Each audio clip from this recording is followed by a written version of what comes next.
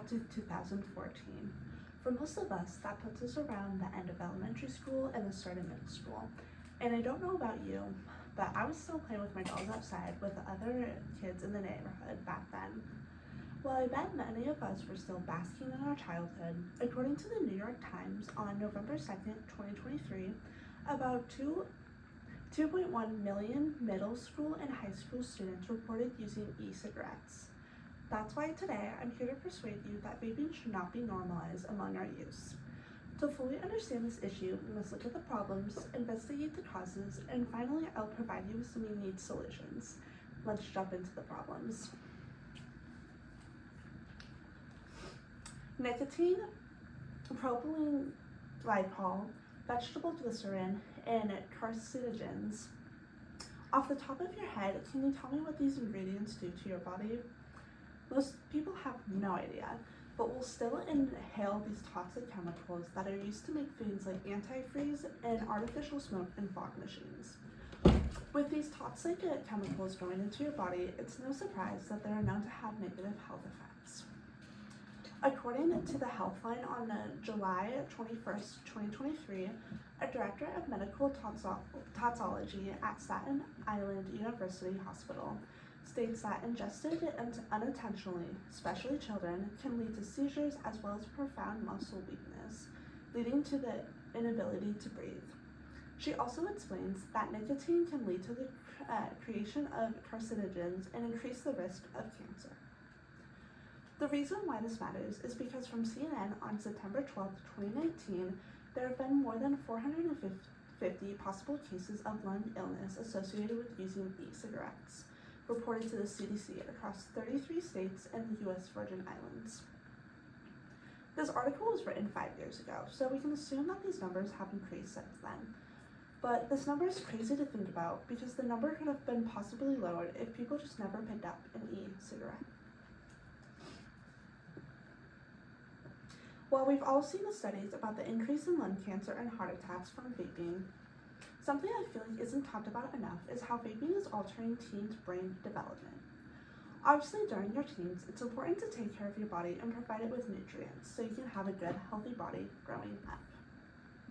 According to CBS News, on August 16th, 2023, a research team led by the universities of Cambridge and Warwick and Britten University found that teens who started smoking cigarettes by 14 years of age had significantly less gray matter in a section of the brain's left frontal lobe.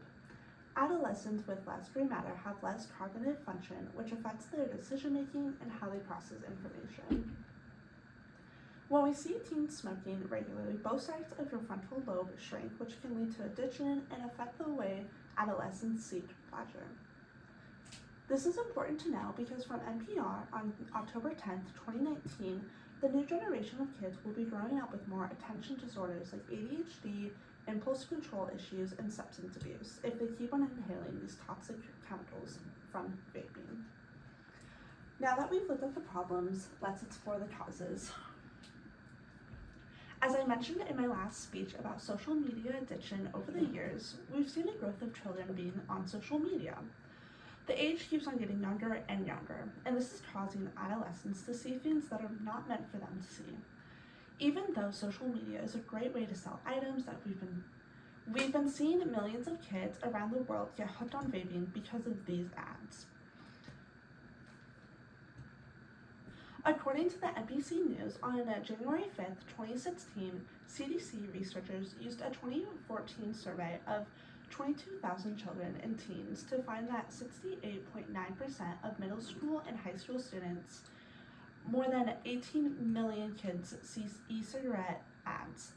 More than half of them see them advertised in stores, 40% online, and 36% on TV or in movies. During this time, spending on e-cigarettes ads rose from $6.4 million to $115 million. The reason on why this matters is because from CNBC on June 22nd, 2023, the CDC found that the most popular brands of disposable e-cigarettes on the market, like Puff Bar, Elf Bar, and Breeze Smoke, aren't even FDA approved and are illegal.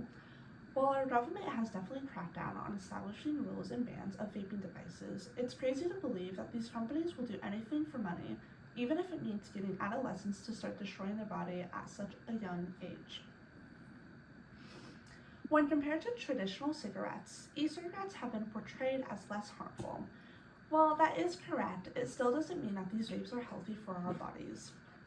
Even though vapes have more flavoring options and a more manageable odor, both forms of tobacco do severe damage to our body. This idea that e-cigarettes are less harmful than cigarettes has just made the vaping pandemic increase year after year, rather than just spreading the word that no form of tobacco is good for our body. According to ABC News, on July 31st, 2023, the FDA says e-cigarettes have been found to contain lower levels of harmful chemicals compared to conventional cigarettes, but that no tobacco products are even considered safe. Quitting tobacco from conventional cigarettes can be a very challenging process for most people, but that's why it's important to look at your options of nicotine replacement therapy with a patch, gum, or inhaler, and medication, so you can start the process of healing your body. Again, no amount of toxic chemicals are safe for the body. Now that we've looked at the problems and causes, let me provide you with some unique solutions. The first way we can help adolescents stop getting addicted to vaping is to increase the price of these devices. We can also make it harder for teens to get them by allowing them to only be sold at certain stores and for them to be locked up. By restricting access, hopefully only teens have a harder time getting addicted. The second way we can help adolescents stop getting addicted to vaping is to provide programs, help, and have an open conversation at school. Talking about the problem will help people reach out and get the help that they need. Today, I try to persuade you that vaping should not be normalized among our youth. We looked at the problems, the causes, and I provided you with some unique solutions. So hopefully next time, when seeing someone you love start vaping, tell them the dangers it causes. By speaking and reaching out, we can hopefully start an open conversation and stop this trend of believing that vaping is cool.